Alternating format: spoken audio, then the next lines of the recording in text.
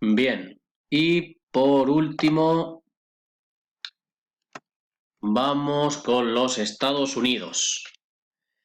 Bueno, pues lo primero que tenemos que tener en cuenta es que Estados Unidos, en realidad, es el único país que en la segunda década del siglo XX vivió una verdadera etapa de prosperidad y de crecimiento económico extraordinario. Y esto se debe a que, sin duda, la nación más beneficiada por la guerra, por la Gran Guerra, van a ser los Estados Unidos. ¿Por qué? Pues porque, como vimos, pues realiza un gran número de préstamos a los países aliados europeos y además, al contrario de lo que le pasó a Francia, los Estados Unidos no fue tan castigada por la guerra, ya que todas las operaciones bélicas, como vimos con Verdún, con el Somme, pues se realizaron sobre todo en suelo europeo.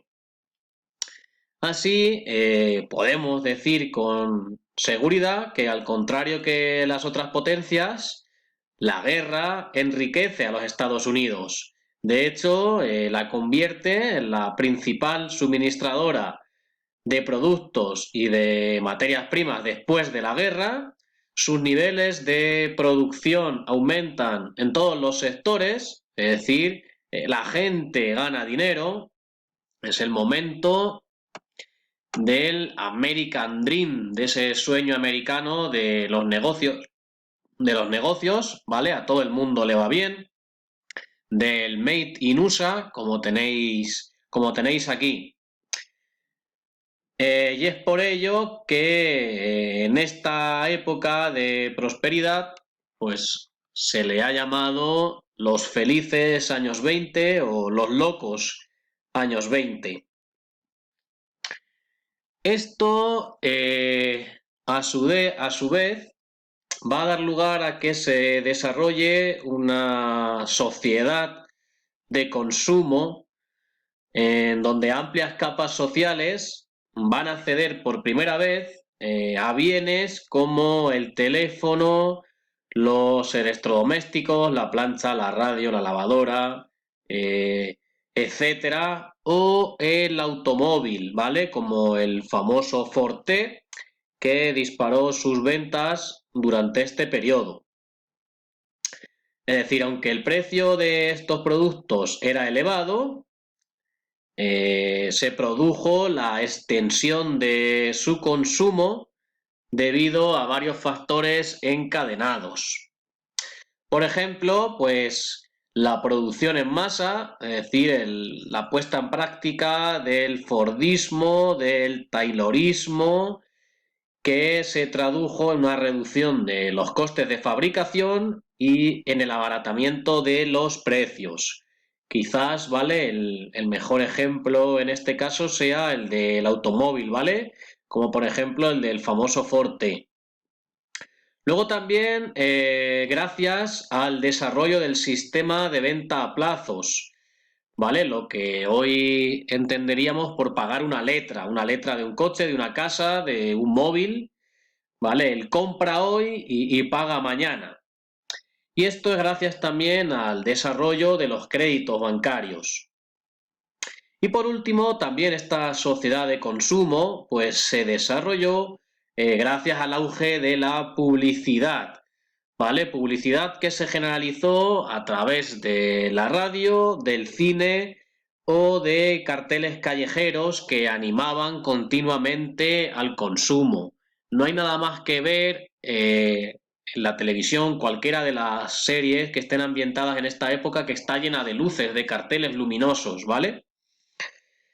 De hecho, al hilo de esta sociedad de consumo, de este American Dream, el lema por excelencia que resume este periodo va a ser el de el gran negocio del pueblo americano son los negocios.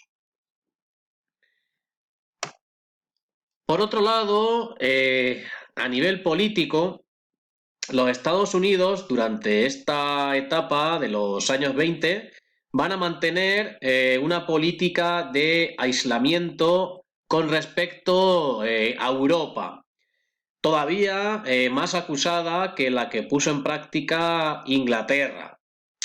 ¿Por qué? Bueno, pues en principio ellos no ven con buenos ojos las cláusulas que se firman en el Tratado de Versalles, ¿vale? Recordar que los americanos, a través de el presidente Woodrow Wilson, habían propuesto ellos eh, un planteamiento de la paz a través de los 14 puntos de Wilson que no se cumplen, ¿vale? En su totalidad.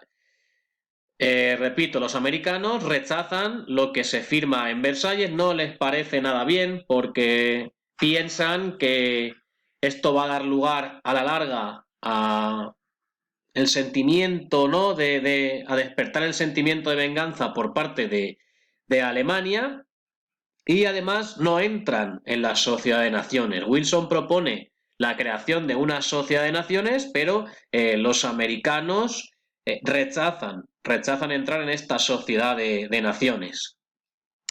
Además, se desarrolla el llamado americanismo, ¿vale? Se defiende una América para los americanos, de acuerdo a la llamada doctrina Monroe, puesta en práctica por el presidente Monroe a comienzos del siglo XIX, y quieren volver a los orígenes, ¿vale? A esos orígenes de los puritanos que llegaron a América y demás, a lo que se conoce el fenómeno WAS, es decir, el White American Anglo-Saxon Protestant, o blanco, americano, anglosajón y protestante.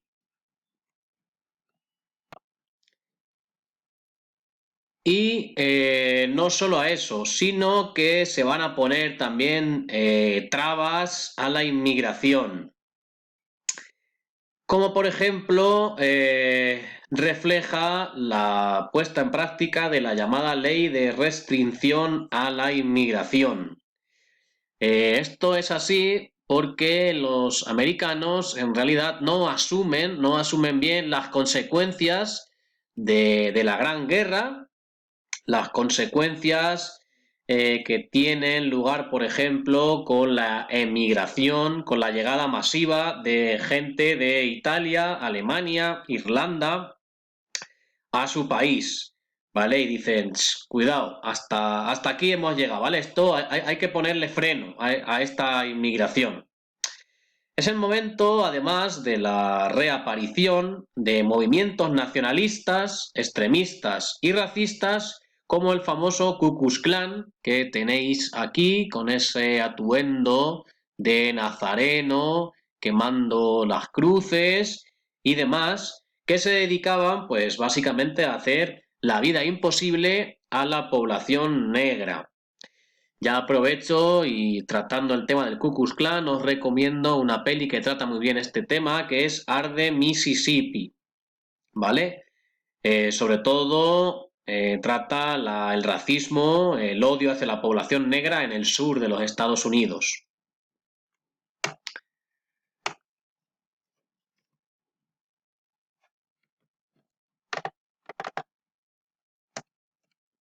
Asimismo, en esta época, al potenciarse, repito, el puritanismo, la corriente religiosa que siguen los americanos, ¿vale? Aquellos del Mayflower que habían llegado a tierras americanas y que este puritanismo lo que busca pues es purificar, ¿vale? Como su propio nombre indica, limpiar la iglesia de lo que ellos llaman los malos hábitos.